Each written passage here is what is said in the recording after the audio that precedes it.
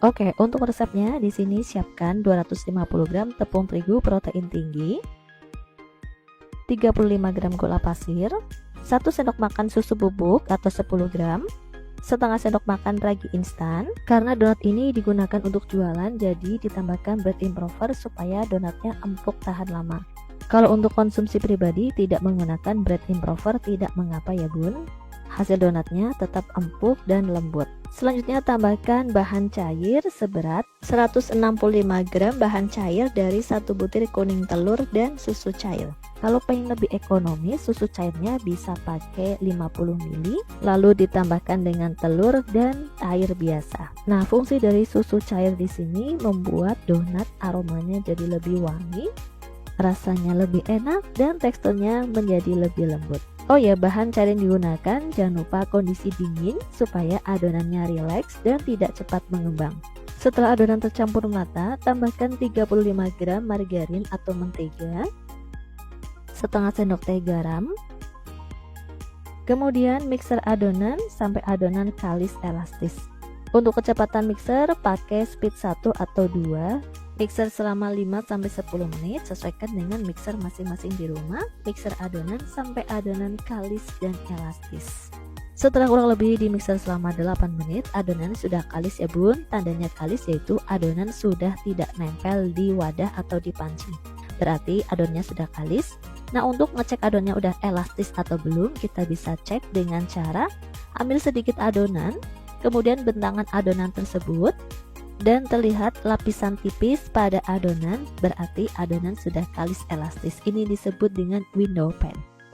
Setelah adonan kalis elastis, bulatkan adonan supaya adonan padat dan tidak cepat mengembang. Supaya tangan tidak lengket, tangan bisa dioles tipis dengan minyak saat membulatkan adonan ini. Selanjutnya, bagi adonan dengan berat masing-masing 27 gram. Satu resep ini bisa jadi 17 donat.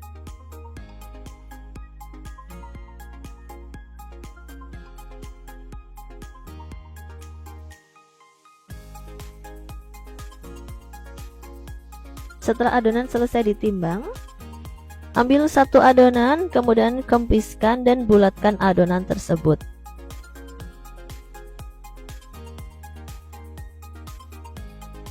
Setelah selesai dibulatkan, ini saya banting sedikit supaya adonannya itu lebih padat dan rounding adonan. Nah, kalau sudah dironding, permukaan adonan jadi lebih halus dan mulus. Ini kita tandai sebagai adonan yang pertama kali dironding. Lakukan hal yang sama sampai adonan habis secara berurutan, supaya adonan tidak overproofing. Setelah adonan selesai dironding, istirahatkan adonan selama 30 menit. Setelah 30 menit kemudian, selanjutnya proses degassing dan mencetak donat. Untuk proses degassing dan mencetak donat dimulai dari adonan yang pertama kali dironding dan lakukan secara berurutan. Sebelum proses degassing dan mencetak donat, adonan donat ini bisa kita balur dengan tepung terigu supaya adonan tidak lengket. Kemudian degassing adonan. Di sini untuk proses degassingnya saya gunakan cetakan diameter 6 cm. Tekan perlahan adonan untuk mengeluarkan gas yang ada di dalam adonan. Selanjutnya lubangi bagian tengah adonan.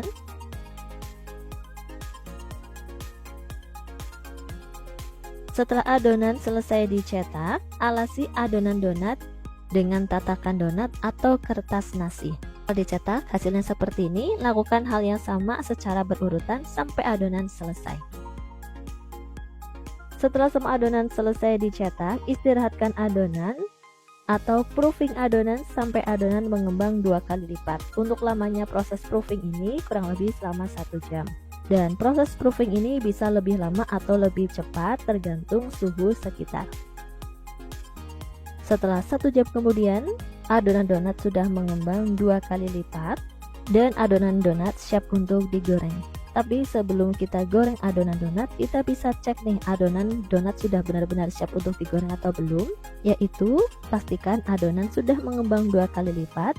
Jika diangkat, adonan terasa enteng atau ringan. Ketika ditekan, adonan akan kembali ke bentuk semula dan tidak kempes. Oke, kalau seperti ini adonannya siap untuk digoreng. Goreng menggunakan minyak yang sudah panas. Goreng donat menggunakan api sedang cenderung kecil supaya donat tidak cepat gosong. Oh ya, untuk menggoreng donat ini juga harus secara berurutan ya, dimulai dari adonan donat yang pertama kali di rounding dan lakukan secara berurutan supaya adonan tidak overproofing. Setelah beberapa menit kemudian, cek bagian bawah donat, jika berwarna sudah kuning keemasan, donat bisa dibalik. Untuk goreng donat cukup 1 kali balik saja supaya donat tidak menyerap banyak minyak. Kemudian goreng donat sampai kedua sisinya berwarna kuning keemasan. Lalu angkat dan tiriskan donat. Sambil mengangkat donat, saya mau cerita sedikit nih bun, pengalaman saya waktu bikin donat overproofing. Saat itu saya bikin donat ya, terus overproofing tuh, ketika ditekan adonan donatnya tuh kempes. Tapi saya penasaran kalau digoreng hasilnya kayak apa. Pas digoreng hasilnya tuh bagus gitu, mengembang gitu, kayak donat pada umumnya. Pas itu saya mikirnya, wah ternyata berhasil juga ya donat yang overproofing digoreng. Lalu saya angkat dan tiriskan setelah dingin gitu. Kemudian saya cobakan cicipin, ternyata bun donatnya tuh keras dan nyerap minyak banget. Padahal saya pakai resep yang bagus lah ibarat katanya gitu. Pakai kuning telur yang banyak, pakai kentang, pakai susu gitu. Gara-gara adonannya overproofing jadinya tuh gagal total alias gatot. Yang tadinya berekspektasi donatnya bakal empuk, ternyata keras karena overproofing.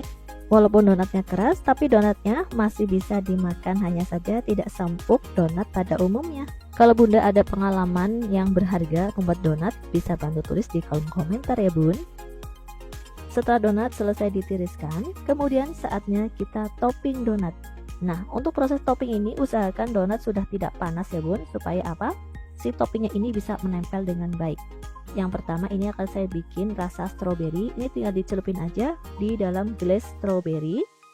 Kemudian kalau sudah dicelupin tinggal diketuk-ketuk supaya merata permukaan gelasnya. Topping pinggirannya dengan kelapa kering.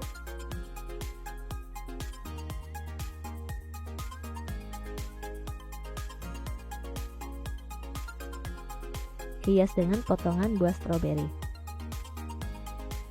Hasilnya jadi cantik seperti ini. Untuk rasa selanjutnya yaitu rasa coklat. Di sini akan saya topping dengan glaze coklat. Oh ya, tadi harusnya setelah donat ditiriskan kembali di atas tisu atau kertas nasi. Untuk kertas nasinya tuh bagian yang coklatnya ibu, yang ada plastiknya itu, supaya minyak dari donatnya itu terserap dengan baik.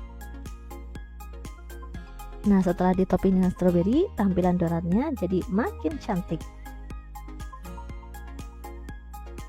Selanjutnya, topping donat yang terakhir ini ditopping dengan keju. Sebelum ditopping dengan keju, olesi permukaan donat dengan buttercream atau whipped cream. Kemudian topping dengan keju.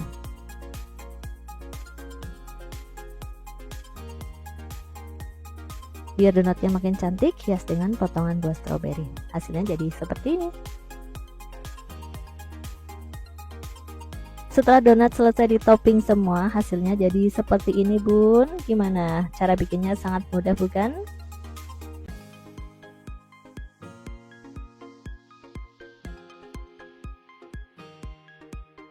Kalau mau dikemas, untuk ide jualan ini bisa pakai box ukuran 7,2 cm, panjang sekitar 21 cm. Untuk link pembelian bisa cek di kolom deskripsi.